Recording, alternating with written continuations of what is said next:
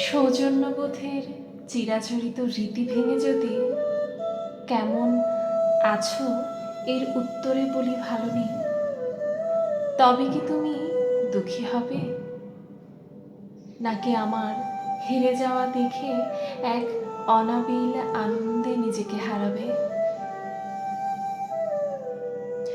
সময়ের গোধূলিতে তুমি আমি দুজনেই প্রাক্তন, তবুও আমরা আছি, আমরা বাঁচি, আমাদের এই চলার নামই জীবন। এই জগতে কেউ কারোর জন্য না, আবার সবাই সবার জন্য।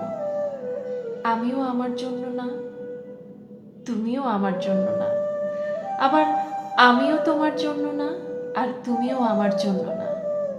পারিপার্শ্বিক যা কিছু আছে তা প্রায় একই থাকে, শুধু আমাদের দৃষ্টিভঙ্গিগুলো বয়স বাড়ার সাথে সাথে পাল্টাতে থাকে। তাই নব্য তুমি আজ আমার প্রাক্তন, আর নব্য আমিও আজ তোমার প্রাক্তন।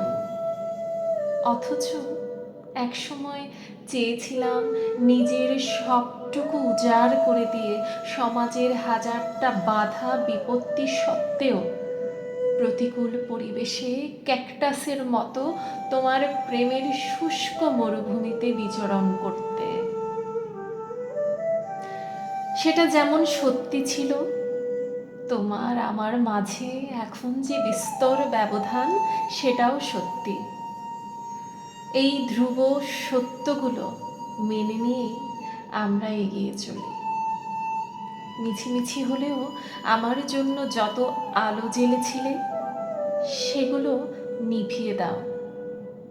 বদলে যাওয়া, হেরে যাওয়া এই আমিটার এখন আধারের সাথেই সখ্যতা।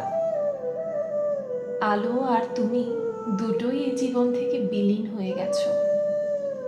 আমিও আর ফিরিয়ে আনার চেষ্টা করি না। মেনে নিয়েছি আমার এই পরাজয়। তোমার প্রাক্তন হতে পেরেছিলাম বলেই এ পরাজয় এখনো আমাকে ধ্বংস করতে পারেনি, বরং প্রতিনিয়ত লড়ে চলেছি। আর তোমার সৃষ্ট সেই ফাঁকা শূন্যস্থান আজ আর ফাঁকা নেই।